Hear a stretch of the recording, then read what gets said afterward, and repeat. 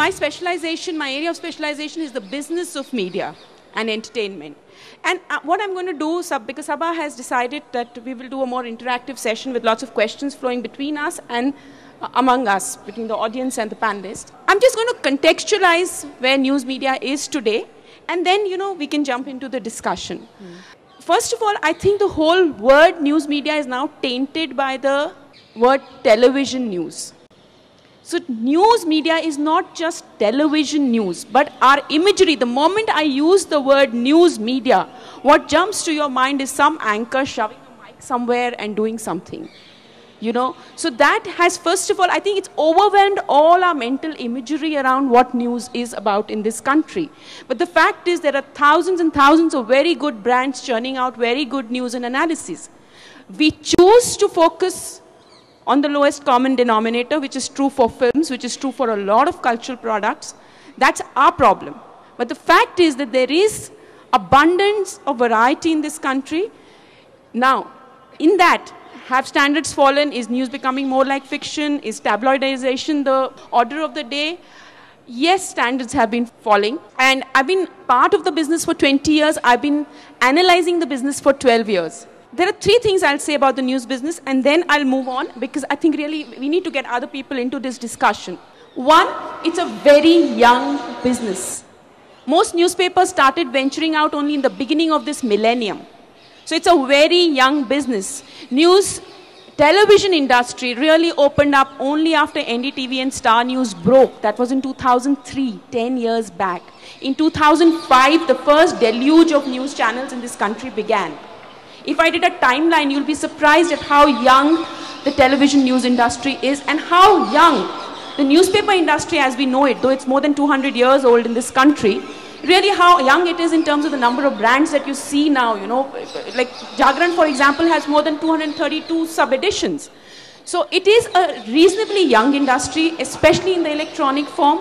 Secondly, it's an industry where a lot of the investors, a lot of the people putting in the money, and because it's not an industry which globally makes news, remember, news does not make money globally. It has to be bundled with entertainment or subsidized by general entertainment channels or something else for news to make money. Collecting news, analyzing news, disseminating it and distributing it is one of the most unprofitable businesses in the world. This has nothing to do with India. It's an analysis which any news industry in the world will throw up. And for years, it was subsidized by entertainment. The moment the internet happened, the true economics of the news business has started showing up. Third, and the last point is, the kind of investors coming into the news business in India has rogered the pitch a little more than it has done so in other markets. So I'll give you one quick example. Largest number anywhere in the world. I mean, the US will have like half a dozen big news channels. That's about it. And maybe some local stations. 1/3 owned by real estate people, builders, people who have no business being in the business of news. Who are there because they want to extort money, who want to exert influence, who want to buy and sell favors. I'll bring Tehelka here. Tehelka had 40 crore in piled up losses over 10 years. Why was any investor tolerating that loss? If you are a financial investor, you're not going to be tolerating that loss beyond 3 to 5 years. So something was happening somewhere that shouldn't have been happening. I think the most key thing, which, given that evolution is happening, everything is happening, so young industry, dodgy investors, so you have all these issues which have caused tabloidization, falling standards, and therefore, we have these topics like news is equal to fiction. I think upsets me as a professional journalist, but that's the truth. That's how it works today. I think the main thing is that a lot of the publishers, owners, editors, how much time is spent on training? How much time is spent on talent? Saba just went for a fellowship in Japan. How often do owners and publishers spend? I mean, every senior editor I know is on air and doing stories. He's not out there training his staff, training the next line of editors. I think training and talent are two huge deficits which this industry is now showing up on air, in print, online, everywhere. This particular deficit. And this is a deficit which only media owners can invest in. And I have lots of points, but I think we need to get into the discussion because otherwise it becomes too much of this. So, Saba. I have lots of questions for you, Vanita, but I'll get back to you because now I want to bring in Shobha, the Times of India, it did an unbridled commercialization of the editorial space and the media. I don't know if I'm right about this, but it began a certain trend in selling off page 3, sort of in undermining the editorial page. And yet it's the healthiest, it's the sort of news brand which I believe is the healthiest in the country in financial terms. So just tell us a little bit about that. All right. Now, the Times of India is an interesting phenomenon because it somehow balances or juxtaposes complete opposites. You know, complete spirituality with, say, a lot of sex. It's the complete juxtaposition. In that sense, it can be a conflict. It can be very jarring. It's able to do that. That's what it started doing then. When I started my research, I was a journalist at the Times. I was curious about this juxtaposition. You know, I was wondering how calamity and celebrity were finding space on the same page. That's how I started my research. I wanted to know how my newspaper was successful, why it was successful. What I found out was it was able to bring in an entire gamut. It was playing on various arenas. It was looking after content. It was attacking issues of profitability. It brought in something interesting on pricing. There was the price war, definitely. It also focused on bringing some sort of value. It brought in the focus on the middle class. Now we can turn around and say, oh, you're pandering to the middle class. But at that point, when we were really going into a consumeristic sort of society, that pandering to the middle class helped. So in my view, the Times was able to bring in a balance. It's a controversial paper. I think it's the most controversial organization, media organization in this country, and successful. How does this happen? It happens with the balance. We're putting everything that's completely polarized together and striking the note somewhere. Somehow striking that note. Yes, there are these issues of the paid news. I am strongly against it. In fact, in my book, I do raise this topic and ask for full disclosure. I tell the Times, fine, you have a segment and you are letting information pass off as news. That's basically advertisement. Then if you're paying for it, it's an advertisement. Why don't you come out with a full disclosure? A full disclosure. Tell people transparency is what we are asking for. No. It's all right if an ad comes. Ads are attacking us. There's an onslaught all the time. Come up with a full disclosure. That's where I have issues with the Times. And this book is not just meant to understand what happened, because the crucial decade, 85 to 95, is when things changed in the media in this country, with the whole commercialization, the focus on profit on the bottom line. Content also changed. Everything was revamped. But so for me, that period was the period of change in this country. And I feel that the same issues are coming back to haunt us today.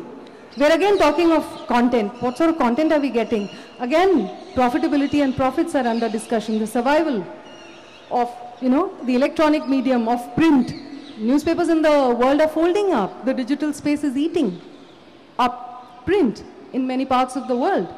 And of course, there is the issue of the editorial freedom. There are issues of credibility. So it seems as if the whole thing is playing out again, so many years down the line. The change that I wrote about or I studied was 85, 95. And today in 2013, I see the same issues coming back and confronting me. So for me, this book is also a method to raise these questions. Let's self-scrutinize, let's ask some questions. The business side is very important, and sometimes there is pressure from that angle. But self-reflection, the media has to ask questions of itself. There's some great work being done, and there's some real shoddy stuff happening. So both these things are happening together. It's a cause for concern for me as an observer of the media, as a student of the media. I'm not a journalist anymore. I don't work for a media organization, but I continue to study it, and I've studied this story for 10 years, and I continue to watch it. So my concerns are, where to? Where are we moving from here? What are we going to do? Are we looking at the emergence of a new media? Can we have a new media? Those are my concerns. But just to keep with the theme, our theme is news fiction. So I think the Times of India making, not telling us that those were advertisements, created a fiction in a sense, which, so that was a fiction that was created. Yeah, I just want to add one thing on the Times of India here, because it's a company which I've also studied in great detail for my work. And, lots of comments can be made about this thing. The only place where there is a clear conflict is the page 3, where it sells photographs and, you could, Bombay Times or Delhi Times, you could buy coverage. It is the smallest division in the entire company. It's a 6,000 crore company, more than 6,000 crore group. Sorry, that includes television and internet, but the bread and butter of this company comes from its print business. It comes from doing proper editorial work. The paid news part, the media net part is actually just about 100 crores. So they don't make so much money. I don't know why they continue with that division, because it has caused so many problems. But for some reason, I think it's an ego thing or what, because one of the promoters thought of it. But that division is not being shut down. It's not a profitable division. It doesn't do much for the company. It destroys reputation. But that division still goes. The second thing I want to say about Times of India, and this is something I've observed as a reader and as a media, it's one of the most apolitical papers in this country. True, I agree. It does not stand for any party, and I like that about them. So I know for a fact they should be more transparent. I agree completely there. But I think I am really tired of papers which lean this way and that way. I want a paper which just tells me stuff. And that I like about them. Vanita, I think the larger point here was, and I wouldn't know the answer to that, then if you had earlier said that it's a non-profitable business, and yet the Times of India is making money off news. So we are clear on that. And then I'll move over to, if news is basically non-profitable, why don't we have more people doing news which has a social relevance? So, and since you've written on the Jan Natya Manch, sort of news with a conscience kind of a thing, if people are just underwriting news, you're saying for power, influence, because it's not a profitable business. It's happening a lot in electronic media, to some extent with small local newspapers. So, you have these 86,000 registered papers in India. Okay. But really, how many of them do you know of? You will know of 2 or 3 papers. How many of papers would you read? 1 or 2 at most in a day. I read 6 or 7, but that's my job. But most people would read 1, 2 papers. So, what are these papers doing? They're being used as tools. One of the undertones of the topic for this panel is that news is equal to non-fiction is equal to a certain truth value. And corollarily, then, views is equal to fiction is equal to untruths, which is something I would like to contest. My bread and butter is not from the media. I am a teacher, and I teach literature, and therefore I think we need to set that that benchmark very clearly, that fiction is not equal to untruths. Fiction is about the reality, about the world around. Even non-fiction is narrativization. It is just a certain different kind of a mix that matters. Whereas fiction sort of does not have to refer to facts which have been excavated. It can invent its facts. Non-fiction purports to have evidence for its facts. Having said that, I would like to say that, in the world of theater, there are enough examples where theater has played a very important role in transmitting and being an alternative source of, I don't know, I'm a little hesitating because I want to wonder whether I should use the word news or information.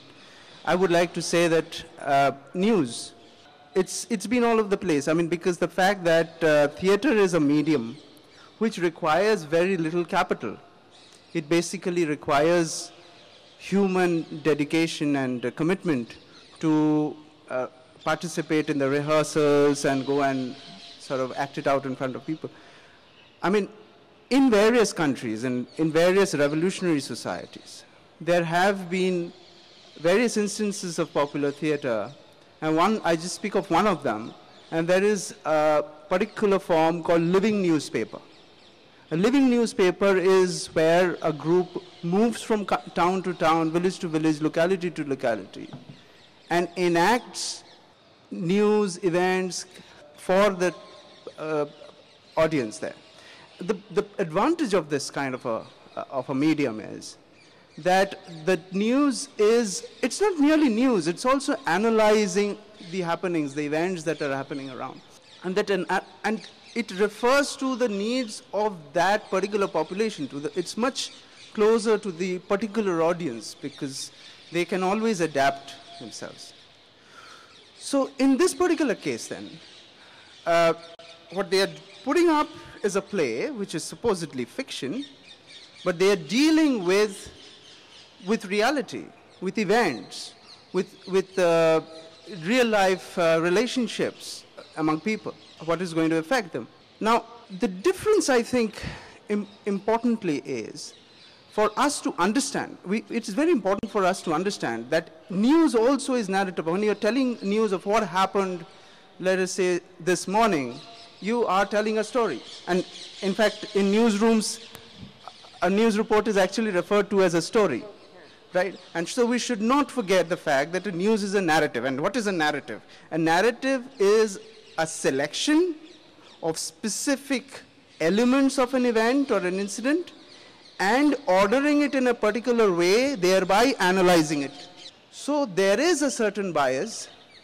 All news is views. Let us understand. If a particular channel advertises itself by saying that this is news, not views, that's a misunderstanding. News is equal to views.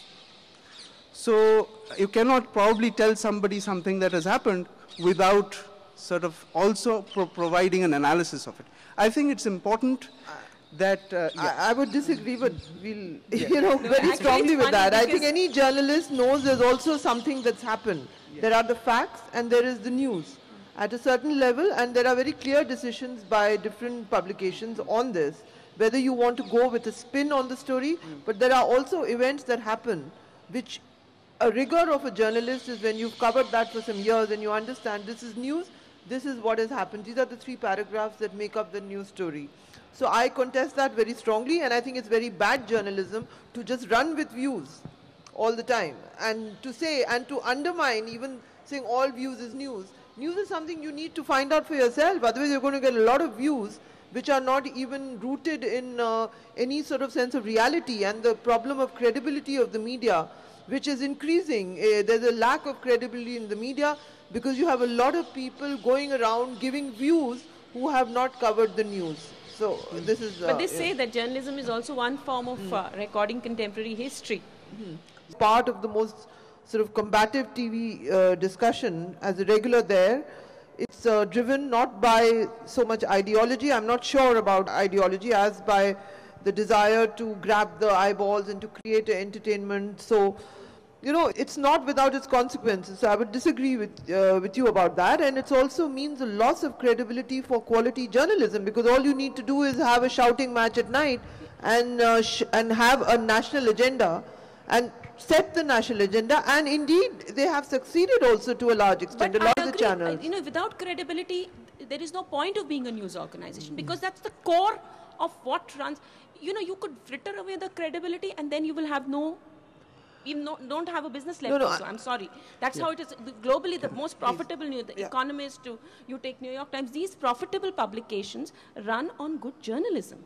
So there is, to my mind, no conflict between having good journalism and having good business. Hindustan Lever does not sell spurious soaps in order to make money. It sells good soaps and detergents in order to make money. And that's true for the media business also. You can create a good business by selling good journalism. Yeah, we have been lazy because of hyper competition and poor the way we have invested, and so we've landed in this mess of where we have. Yeah, if I could come in for a moment here, I would disagree with Sangita when she says that something happens in the morning and we are debating it for 2 hours in the evening. I don't think news happens in the morning anymore. News happens in the newsroom in the evening between 8 to 9. People make all the comments in the in the studio itself. So the media business has changed now. They are not chasing news, they are making news today. But besides that, I would like to say that, this entire thing about what is the views of the editorial itself is is something that should be really be out in the open, should be there for the people to know. And we need to reinforce that credibility through that. You know, it cannot be that you have, there are boardroom decisions being exported to the edit room, and that sort of runs on a certain illusory credit of the print, or the very fact that something is coming on television adds a credibility to it many of the time. And the other point is about diversity, about multiplicity. You see, I also grew up in the 80s and that one television channel or whatever. But if you look at the news today, I mean, it's complete fiction. It's completely unreal. If you look at the news today, you find that there is India, and then maybe there are one or two more countries in the world about whom you need to know, and no other countries. I mean, just look at it. Philippines just went through a tremendous typhoon. But I think we spent a lot more airtime covering the floods in New York than the tremendous destruction that happened in the East. And there are these collaborations which news channels have, media organizations have, where they just buy ready to cook news from these foreign agencies and news channels. And therefore, it seems there are just two countries in the world, which is absolutely and within our country, we hardly get to hear what is happening in Manipur, for example. No, but this is television news overwhelming us. This is true of print as well. I don't think we are also a representative panel. I mean, do we have someone from Malayalam Manorama here? Do we have someone from Jagran here? You read their editions, they are very much on the ball on what's happening in those areas. We don't read them. We don't get exposed to them. If we go online, we read in Hindi, we read in Malayalam, we read in Telugu, we will know a lot more of what's happening in this country. We don't. So maybe you need some national news aggregation agency which tells you, because really, news just doesn't happen in Bombay and Delhi. But the way a television news operates, it would seem that it happens only in Bombay and Delhi. We want to be distracted. I know that when I go on Times Now, the amount of people who watch me, as opposed to even the other channels, I can go and I will not get the same eyeballs. So that is my indicator. That when I'm there and you get 2 minutes to say something, you get hundreds more have watched you than the others have. It's not a question of being watched. I mean, it's a professional exercise. So there is something, I think people are not watching the more sensible conversations also. But we have to have a space for that, and I'm now going to just open up if people have any questions to, please go ahead. Somebody stated that we have a very vibrant media. Someone else said, it's repetition, whatever. I mean, for the past 2 weeks I've been wondering whether the government is in a kind of paralysis, or whether it's imposed restrictions like it did in 1975, or whether it's paid news, because really I'm extremely distressed at what's going on in the media. We just have two topics of discussion in every kind of media. It's Arushi and Tarun Tejpal. I mean, it's insulting the audience, so don't say that, you're grabbing eyeballs by whatever. I really request, please don't insult the audience. I'm, as a consumer of news, I am extremely distressed by the level of, to what level the media has really dropped. If you can do something about it, please do something, because and you say we have the remote, we can switch it off. Of course, that's what we're doing. But why should we pay for that media? Why should we pay for newspapers when we just read them and finish reading them now within 2-3 minutes? That's it. Or we switch off the television, because there's nothing to, stimulate us.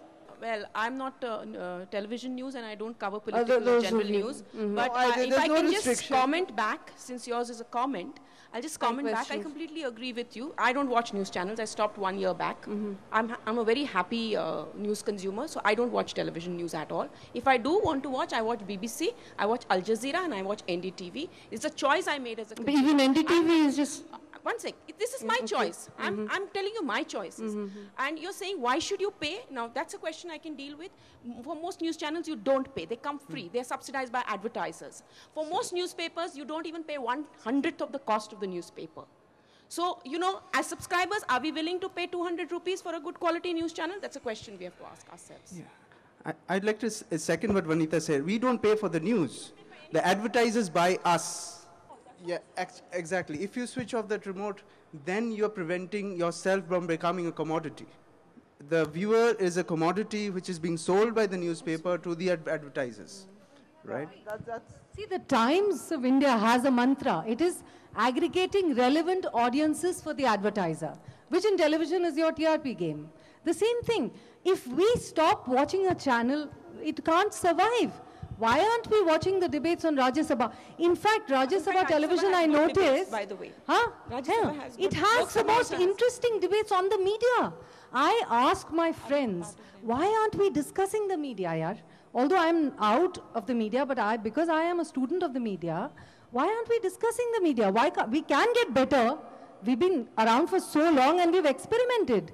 We have, like she said, we have a fantastic regional press, sometimes colored, but we have a regional press thriving. No, but Sangita, Hindi, what the she's domination. saying is relevant. She's, no, absolutely. Relevant, It is our concern your power as well. We're a part. You and I are on the same page, frankly. As a journalist, let me answer your question. No, let me just explain to you what a terrible time we are living in, even as journalists, because it's a bit depressing. I can only tell you my example. I was in Japan for 2 months. I reported and I did a story on Fukushima. I traveled there where there was this nuclear issue in an area. It was carried by my magazine. It had there's an indication on the website what is most read, most commented. And to my, because it was I worked on it, it was an important subject. Nobody really, it was one of the least read stories, which is not usual. Usually one of my stories tends to go right up there, most read, most commented. You write about Narendra Modi, you do your usual political analysis, bang on, even in the print media that's happening. So what am I going to do? Similarly, in the TV channels, as they have all pointed out, they are all fighting to get you to watch them. So the person who has a war every night will actually get more eyeballs. So it's even journalists are trapped in that terrible cycle. You cannot do the editor's choices. Saba cannot be wasted on a more meaningful story because she has to produce that one story which will get, so these are very, very difficult times for all of us. And given the fact that the finances of media are in such a tight squeeze, so there's no point just trashing the media. There's a reality within which the media exists, and journalism is full of people who want to do more serious, more meaningful things. They just have the most crazy jobs. You should see what people in television, how they work also. But you know what? So globally, professional journalism, as we have grown up with, is dying a slow death across the world. Digital is killing it, even if other things don't. Right. So people, more than 1/4 of the journalism, 20% of journalists in the US were laid off in the last 2 to 3 years. Right. The fact is that professional journalism is a dying craft because of user-generated content, because of a whole lot of other issues. And that's something which could happen to India also very soon, because a lot of the English audience is moving online, while it's not happened to language publication. So there are other pressures on the profession itself, which I think they'll play out in the next 5 years. I think to be very simplistic. Go ahead. Nina, I see a very senior journalist sitting there trying to make a comment. Nina Vyas, who was with the Hindu for many years. I see her there. Yeah. Hello. No, what I want to say is, while of course there will not be a newspaper cannot survive if it has no readers, or a television channel cannot survive if it has no viewers. So the consumers are important. But it cannot all be about that. You cannot say that, the point that we cannot give this, like you said, mention the Fukushima, nobody read it, or nobody commented it, or there were very few readers. You see, because then why not turn the whole thing into pornography? You'll get lots of viewers. You can have a tamasha, or, like some channels started doing superstition and this and that. You can feed on those things, feed on complete, you see, if you are in the business of news, if you're in the business of news, otherwise go into some other business. Or you say that news cannot be a business at all. It's a failed business. Like newspapers have closed all over the world. They are closing, or they're failing. There are a lot of problems in Europe and America. You see, the point is the news, it is also your business to inform people. And if you say that you cannot inform people, like supposing there is, she mentioned a flood, but supposing there's some other tragedy somewhere else, and even in India, in a remote part of India, and you say, oh, people are not interested. I mean, a girl is raped in somewhere in the remote region, or 10 women are raped, or Dalit women are raped, you know, very, very many incidents with a whole, and we are not interested. We don't carry the story because nobody's interested. But we'll go on, you know, blow by blow account. I mean, entire group of media traveling with Tejpal. Now he has landed, now he has not landed, now I'm standing outside the police station. It's totally scandalous, it's ridiculous. Absolutely. What I'm saying is you cannot base it simply that, oh, what can we do? TRP ratings, what can we do? You know, people want to read about Amitabh Bachchan. They don't want to read about... No one is suggesting that, Nina. We're just explaining the... I was not suggesting that at all. In fact, I would still go to Fukushima and do, you know, story. But no, it's a sad trend, ma'am. Great respect for you. When I joined journalism, I remember hearing you say the most fantastic line. That was, in fact, one of my first lessons in journalism. My father, Mr. K.P. Menon, was with you and I. And he had told me about you. He said, Nina Vyas, follow her. And there was a BJP conference, and there's a lot of noise on, you know, the country is disintegrating, this and that. And you said, but remember that the country is also one. You know, in terms of states, you know, disintegrating, but you said India is still one. We mustn't forget that India is still one country, in spite of all the differences. So while we can go on and on about the disintegration, that's another topic. I just wanted to mention it. I still remember you saying that. Now, the thing is, there are 2 or 3 things. One, mediocrity is seductive. We know that. Seriousness is difficult. People are very easily attracted to the base, to the lower instincts. So that works with them. You have a serious discussion on, let's say, something that Camus has said somewhere on journalism. How many kids, what part of this generation, what percentage is going to watch that instead of a story on, for example, people running after Tarun Tejpal? People are going to immediately switch the channel. We as a society also sometimes find it difficult to handle all the seriousness, because that means using the brain. And when you're watching Tarun, you're vicarious, voyeuristic. You just, you know, sit back and enjoy. Absolutely, yes. You need to de-stress. It's like a divertissement, a distraction. Stress buster. In fact, it's entertainment. Anything that is marketable has become news at that level. Right. As a society, we are also clamoring for it. A part of us. And a part of us, we are completely disappointed, dejected, angry, disgusted. But doesn't mean we have to stop the onslaught. We have to keep doing the stories. Both these things are happening. That's why our newspapers are surviving. Well, but in terms of television, I have doubts of I wonder what's going to happen in the next 10 years with television. Are we going to be completely, you know, drama? Everything that's just marketable. I think one agreement that we are reaching today is that there is a conflict between the business interest of media organizations and the interests of the serious journalist. I think that is something we need to understand, and I think as a society, as a profession, I'm not a journalist, but I think we need to rethink our relationship with the world of business, the world of profit, and what serious news is going to be about. The only thing I want to say as a consumer of information is that newspapers and news is just becoming a ground for showing your soul waste. As in a drainage system, it just shows soul waste. Why are we just it is a demand as a consumer as to why we're just focusing on the soul waste. But I think one of the important things is to think of the sort of model that you have in the Guardian and all. I don't know, Vanita is the sort of media expert. Guardian is run by a trust, so again, so, not for profit. Are there any options for India? BBC is run by license fees. Al Jazeera is run by the Sheikh of Qatar, so it's a not-for-profit. Some of the best news organizations in the world are run on a not-for-profit basis.